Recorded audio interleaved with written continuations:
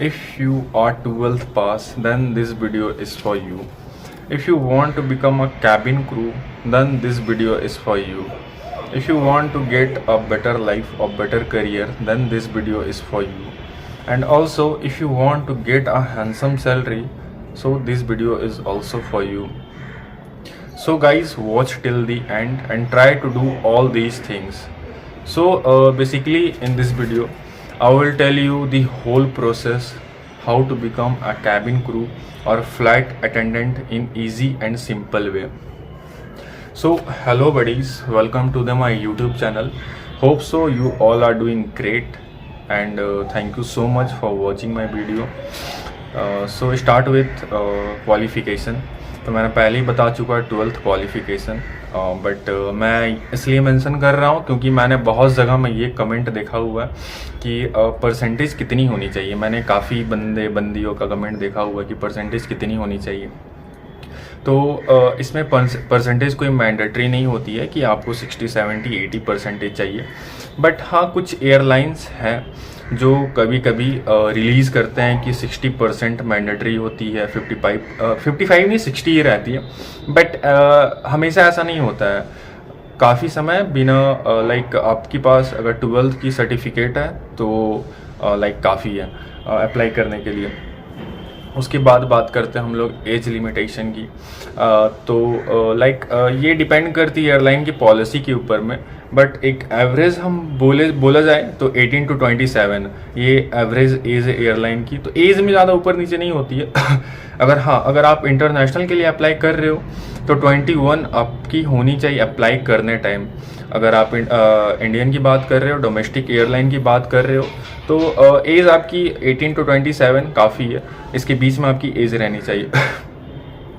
Then एक BMI is the important factor of aviation sector. And BMI means body mass index. Like अगर आप mail हो तो आपकी BMI 18 to 25 होनी चाहिए, और अगर आप फीमेल हो तो 18 to 22 होनी चाहिए. और अगर आप लोगों को BMI कैलकुलेट करने नहीं आती है तो इसके रिगार्डिंग मैंने एक वीडियो बना दूंगा, हाउ टू कैलकुलेट BMI. और BMI आपको इसलिए पता होनी चाहिए अप्लाई करने के टाइम क्योंकि मैं नहीं चाहता हूँ कि आपको इंटरव्यू के दौरान आपको रिजेक्ट कर दिया जाए. आपकी BMI सही नहीं रहेगी इसलिए. और ये चीज़ काफ़ी बुरी लगती है क्योंकि वहाँ पे एक BMI राउंड भी होती है कैबिन क्रू के इंटरव्यू के वक्त. ये राउंड एक अलग से एक राउंड होती है BMI राउंड. तो आपको पता होनी चाहिए कि आपकी BMI क्या है, आपकी BMI अप्रोप्रिएट है कि नहीं, आपकी BMI उस रेडार के अंदर अप टू द मार्क है कि नहीं. तो BMI की बात होगी. और आप लोग ज़्यादा टेंशन ना लो अगर BMI आप लोग को कैलकुलेट करने नहीं आ रही, तो इसके रिगार्डिंग में मैंने एक वीडियो अपलोड कर दूंगा.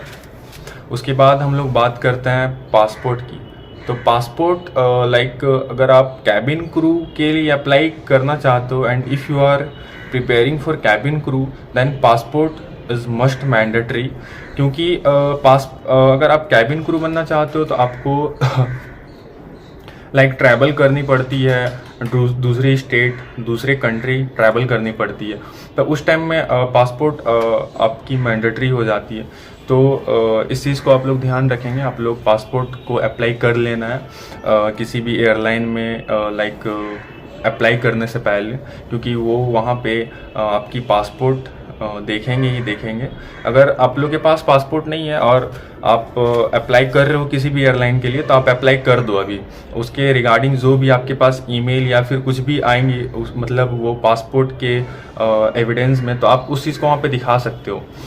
क्योंकि आपको कोई भी एयरलाइन में इंटरव्यू देने के बाद 1, 2, 3 महीना लग जाता है ज्वाइनिंग करने में, तो उतने दिन में आपकी पासपोर्ट भी बन जाएगी.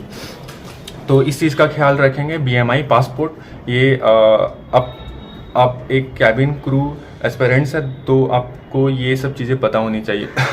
देन लैंग्वेज पे आते हैं. तो इंग्लिश मस्ट है. बहुत कोई बोलते हैं कि नहीं हिंदी में इंटरव्यू होता है, तो आप लोग को उन सब की बातों में नहीं लगनी है. इंग्लिश आपकी सारी राउंड इंग्लिश में होती है. और इंग्लिश में ही आपको हर जगह डील करनी पड़ती है। इंग्लिश तो एक कॉमन सा चीज़ है, बाकी बात वहाँ पे तो आप लोग की देखते हैं कम्युनिकेशन स्किल, कि आप लोग का प्रेजेंटेशन देने का तरीका कैसा है, उस चीज़ पे आप लोग को हायर करते हैं। तो ये दिमाग से हटा ले कि इंग्लिश नहीं भी आएगी तो चलेगा, इंग्लिश काफ़ी अच्छी आनी चाहिए। और आप लोग अगर आप लोग की इंग्लिश अगर उतनी अच्छी नहीं है तो मेरे चैनल को आप सब्सक्राइब कर सकते हो, क्योंकि मैंने इस चीज़ के लिए ये चैनल ओपन किया हुआ है, that how to improve our communication skill. और इसके रिगार्डिंग मैंने कई वीडियो आगे चल के डालना है, ताकि इससे हम जैसे और आप जैसे लोगों को हेल्प मिले थोड़ी बहुत, और इससे मेरा भला हो जाए, क्योंकि खुशी बांटने और ट्रिक्स देने में कोई ख़राबी नहीं है। तो फिर हम लोग बात करते हैं हाइट की।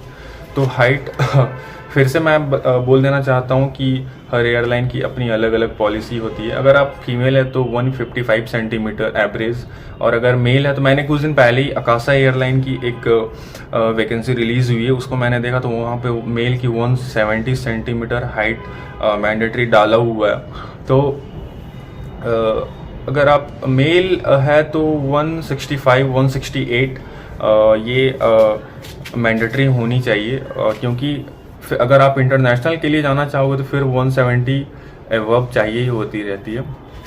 उसके बाद हम लोग बात करते हैं टैटू, स्कार, स्किन टोन। कई लड़कियों का कहना है या फिर कई लड़कों का भी कहना है कि अगर मेरा फेस डार्क है, अगर मेरा स्किन टोन डार्क है तो मैं क्या अप्लाई कर सकता हूँ? जी, तो बिल्कुल आप अप्लाई कर सकते हो क्योंकि वहाँ पे आपका रंग नहीं देखा जाता है, गोरा काला नहीं देखा जाता है, आप देखा जाता है तो आपकी कम्युनिकेशन स्किल, आपकी कमांड कैसी है कम्युनिकेशन स्किल के ऊपर में, आपका प्रेजेंटेशन का तरीका कैसा है, ये सब आपका देखा जाता है। बस ध्यान देना चाहिए कट मार्क, कुछ स्काव वगैरह नहीं होने चाहिए। बाकी बात, आपका अगर फेस कलर डार्क है तो इससे आपको कोई प्रॉब्लम नहीं होगी, तो आप बेझिझक अप्लाई कर सकते हो। इस चीज़ का एक टेंशन दिमाग पे पाल पे मत रखना कि अगर मेरा स्किन कलर डार्क है तो मैं अप्लाई नहीं कर सकता, ऐसा कुछ नहीं है। उसके बाद बात करते हैं हम लोग, अगर आप if you are preparing for international airline then you must know about swimming. Swimming आपको आनी चाहिए। अगर इंटरव्यू के दौरान तो वो आपसे क्वेश्चन पूछेंगे ही कि आप लोगों को स्विमिंग आती है कि नहीं, तो उस टाइम तो आप हाँ या ना कुछ भी बोल के निकल जाओगे। लेकिन नहीं, जब अगर आपका सिलेक्शन हो जाता है तो वहाँ पे आपका ट्रेनिंग लिया जाता है स्विमिंग की 25 मिनट आपको स्विमिंग करके दिखानी पड़ती है। तो स्विमिंग आपको आनी चाहिए। हम लोगों को तो स्विमिंग आती है भाई, हम लोग एक गांव से ठहरे हुए हैं, तो बचपन हम लोग का तालाब और नदी में ही बीता हुआ था, हम लोग को अच्छे से स्विमिंग आती है। और and I am also preparing for international airline, और स्विमिंग मुझे अच्छे से आती है। ये एक अच्छी खासी बात है मेरे लिए। उसके बाद ये बताना चाहें कि हाँ, अगर आप लाइक एविएशन की तैयारी कर रहे हो तो आपके पास बिजनेस अटायर में एक फुल लेंथ की फ़ोटो होनी चाहिए, एंड पासपोर्ट फ़ोटो भी होनी चाहिए। अगर आप जो बिजनेस अटायर में जो फ़ोटो क्लिक करवा रहे हो तो उसमें से ही आप बोलोगे तो उसमें पासपोर्ट साइज़ की फ़ोटो भी निकल जाएगी।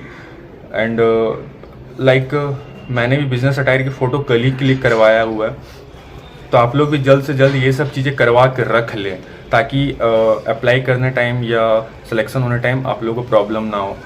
उसके बाद बात करते हैं जॉब की। जॉब कैसे पता चले, तो एक मैप एविएशन करके ऐप, इग्नोर दिस फैलो, एक मैप एविएशन करके ऐप आती है, उसमें आप लोगों को सारी जानकारी मिल जाएगी कि इंटरव्यू किस लोकेशन पे होनी है, इंटरव्यू किस एयरलाइन की होनी है, इंटरव्यू में क्या क्या रिक्वायरमेंट है, तो आपको वहाँ से सारा कुछ पता चल जाएगी। मैप एविएशन करके ऐप है, उसमें मेंबरशिप स्टार्टिंग में आपको फ्री ट्रायल मिलती है, देन आपको मेंबरशिप लेनी पड़ती है, तो उतना कुछ अच्छा खासा अमाउंट नहीं लगता है। 149 199 में आपको एक साल की मिल जाती है। मेरे पास तो है, मैंने 149 में एक साल का मेंबरशिप लिया हुआ है। बाकी बात आप मुझे कमेंट करके पूछ सकते हो वैकेंसीज़ के बारे, तो मैं बता दूंगा आपको कमेंट बॉक्स में। उसके बाद बात करते हैं हम लोग रेज्यूमे की। रेज्यूमे बनानी होगी, क्योंकि रेज्यूमे अगर कोविड के बाद अब ऐसा हो गया कि वॉकिंग इंटरव्यू नहीं हो रही है, ओपन इंटरव्यू नहीं हो रही है, आपको अप्लाई करनी पड़ती है इंटरव्यू अटेंड करने से पहले। एंड वहाँ पे एक एटीएस सिस्टम द्वारा वहाँ पे आपकी रेज्यूमे रीड करती है। तो आप लोगों को रेज्यूमे बनाने टाइम ये ध्यान दिया जाए कि ज़्यादा आप लोग की ज़्यादातर कीवर्ड्स में ही आप लोग रेज्यूमे बनाएं, ज़्यादा बॉक्स वगैरह का यूज़ नहीं करें, क्योंकि एटीएस मशीन वहाँ पे रीड नहीं कर पाती है। तो आप लोग गूगल या फिर कहीं पे भी सर्च करके देख सकते हो, या फिर कुछ ऐप, इसकी एक ऐप भी आती है, तो अपनी रेज्यूमे बना के उस ऐप में देख सकते हो कि क्या क्या रीड कर रही है, क्या क्या रीड नहीं कर रही है। तो अप्लाई करने से पहले रेज्यूमे को अपने आप एक ट्राई करके देख लेना, उसके बाद आप अप्लाई करना। एंड अगर आप लोग को अच्छी खासी रेज्यूमे बनानी है, इफ़ेक्टिव रेज्यूमे बनानी है, तो उसकी भी एक ऐप आती है, उसका नाम है CV इंटेलिजेंस करके कुछ है। उसमें आप लोगों को अच्छी खासी एग्जांपल भी मिल जाती है ऐप में। अगर आप बाय द वे अगर आप स्किल्स चूज़ कर रहे हो तो वहाँ पे आप लोग को एग्जांपल भी मिल जाती है, आप ये स्किल्स इसमें लगा सकते हो। जैसे होती क्या है ना, अगर आप लोग कोई भी एयरलाइन में अप्लाई कर रहे हो तो उस एयरलाइन को, उस वेबसाइट को जाके अच्छे से पढ़ो कि क्या क्या रिक्वायरमेंट है इस एयरलाइन की। जैसे कोई नहीं, सारी एयरलाइन की ये तो चीज़ें रहती है good communication skills, adaptability, team working skills. तो आप ये सब देख लो और अपने रिज्यूमे में मेंशन कर लो, सो दैट HR पढ़े आपके रिज्यूमे तो उन लोगों को लगे कि नहीं, इस बंदी की सारी स्किल्स हमारे कंपनी के साथ मैच कर रही है। तो ये एक अलग इम्प्रेशन देती है। तो आप ये सब चीज़ें फॉलो करें।